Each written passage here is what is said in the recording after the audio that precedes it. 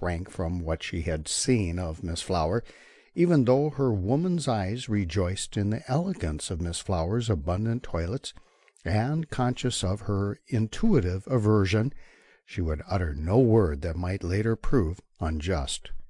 Oddly enough, that instinctive aversion was shared by her closest friend and neighbor, Mrs. Blake, but as yet the extent of their condemnation had found vent only in the half-whimsical, half-petulant expression on part of the younger lady, Blake's beautiful wife. I wish her name weren't so near like mine, for Nan had been her pet name almost from babyhood. Vaguely conscious they were both, these lords of creation, Messrs. Blake and Ray, that the ladies of their love did not approve of Miss Flowers, but Ray had ridden forth without ever asking or knowing why, and so unknowing was ill-prepared to grapple with the problem set before him. It is easier to stem a torrent with a shingle than to convince a lover that his idol is a shrew. Without a word of reply, Field reined out of column, glanced along the double file of his platoon, nodded a signal "Fall out" to Sergeant Scott, and the men nearest him at the front merely said, "Advance guard," and then proceeded to choose his corporals and men of flankers. No need to tell Scott what to do. He had been leading scouts in Arizona long ere Field had even dreamed of West Point. In 5 minutes, riding at an easy lope, carbines advanced, 3 little parties of 4 troopers. Each were spreading far out to the front and flank, guarding the little column against the possibility of sudden assault from hidden foe. Here upon the level prairie one would think such precaution needless, but every acre of the surface was seamed and gullied by twisting little watercourses, dry as a chip at the moment, and some of them so deep as to afford cover even for the biggest pony of the wild warriors of the plains. Then, to the front of the barrier ridges, streaked with deep, winding ravines, were now billowing against the northward sky, and once among these tangled land waves, no chances could be taken now that it was known that the Sioux had declared for war, and that Straber's band was out to join their red brethren in the oft-recurring outbreak. Until their lands were crisscrossed by the railways and their mountain haunts re-echoed to the scream of the iron horse, next to nothing would start an Indian war. It took so long to reach the scene with troops in sufficient numbers to command their respect, and at this moment the situation was grave in the extreme.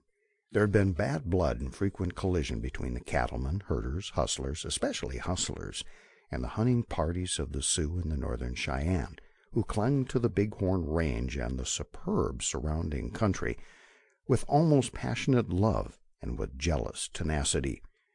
There had been aggression on both sides, then bloodshed, then attempts on part of frontier sheriffs to arrest accused or suspected red men, an equally determined and banded effort to prevent arrest of accused and identified whites. By due process of law, as administered in the days whereof we write, the Indian was pretty sure to get the worst of every difference, and therefore preferred, not unnaturally, his own time-honored method of settlement. In accordance therewith, had they scalped the sheriff's posse that had shot 2 of their young braves who had availed themselves of a purposely given chance to escape, and then, in their undiscriminating zeal, the Sioux had opened fire from ambush on Plotter's hunting parties and the choppers at Wood Camp, who defended themselves as best they could, to the end that more men, red and white, were killed. The Indians rallied in force and closed in about Fort Beecher, driving the survivors to shelter within its guarded lines. And then, when Plotter needed every man of his force to keep the foe at respectful distance, so that his bullets could not reach the quarters occupied by the women and children at the post, they reached him by night, a runner from the stage station far over to the southeast, on a dry fork of the Powder, saying that the north and southbound stages had taken refuge there, with only 10 men all told to stand off some 50 warriors, and therefore imploring assistance. Not daring to send a troop, Plotter called for volunteers to bear dispatches to Major Webb at Frayne, and Pat Kennedy, with 6 brave lads, had promptly stepped forward. Kennedy had managed to slip through the encircling Sioux by night, and to reach Fort Frayne after a daring and almost desperate ride. Then Ray was ordered forth, first to raise the siege at the stage station, then either to hold the important relay ranch or go on to reinforce Plotter as his judgment and situation might dictate.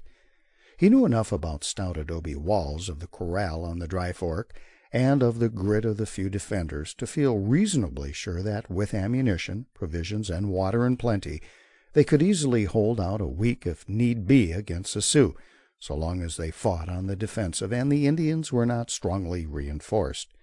He reasoned that Straber and his people were probably gone to strengthen the attack, and that having an hour's start at least and riding faster, they would get there somewhat ahead of him. But one of his own old sergeants, a veteran of 20 years in the cavalry, was now station master on the Dry Fork, and all the Sioux from the Platte to Paradise couldn't stampede old Jim Kelly. Many a forced march had Ray made in the past, and well he knew that the surest way to bring his horses into action strong and sound at the finish was to move slow and steady at the start. To move at the walk until the horses were calm and quiet was his rule. Then on this bright September day would come the alternating trot and lope, with brief halts to reset saddles. Then, later still, the call upon his willing men and mounts for sustained effort, and by sunset he and they could count on riding in, triumphant, to the rescue, even though Straber himself should seek to bar the way. And that Straber meant to watch the road, if not to block it, became evident before the head of the column began the gradual ascent of Moccasin Ridge, from whose sharp crest the little band could take their last look, for the time, at the distant walls of Frayne. Somewhere toward 7:30, Corporal Connor's foremost man, far out on the left flank, riding suddenly over a low divide, caught sight of a bonneted warrior bending flat over his excited pony and lashing that nimble, fleet-footed creature to mad gallop in the effort to reach the cover of the projecting point of bluff across the shallow ravine that cut in toward the foothills. Stone, the trooper, lifted his campaign hat on high once, and then lowered his arm to the horizontal. Hat in hand, pointing in the direction of the darting savage, was seen, and this, without a syllable having been spoken at the front, word was passed into Ray that one Indian had been sighted far out to the northwest.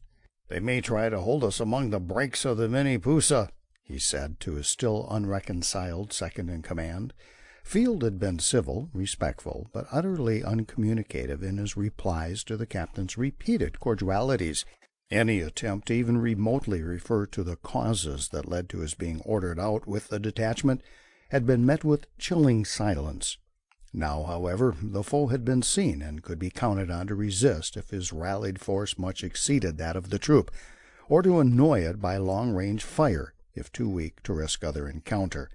The command halted one moment at the crest to take one long, lingering look at the now far-distant posts beyond the Platte. Then, swinging again into the saddle, moving briskly down into the long, wide hollow between them and the next divide, well nigh 3 miles across, as they reached the low ground and traversed its little draining gully, a muttered exclamation, "Look there!" from the lips of the first sergeant called their attention again to the far left front. Stone, the trooper who had encountered the first Indian, had turned his horse over to the second man, as had the corporal on that flank, and together they were crouching up along the eastward face of the billowing hillock, while straight to the front Sergeant Scott, obedient to the signal from his left-hand man, was speeding diagonally along the rise to the north, for all 3 advanced troopers had halted, and 2 were cautiously dismounting. Ray watched one moment with kindling eyes, then turned to his young chief of platoons. "Take your men, Field, and be ready to support. There's something behind that second ridge." End of chapter 6. Recorded by Ken Campbell.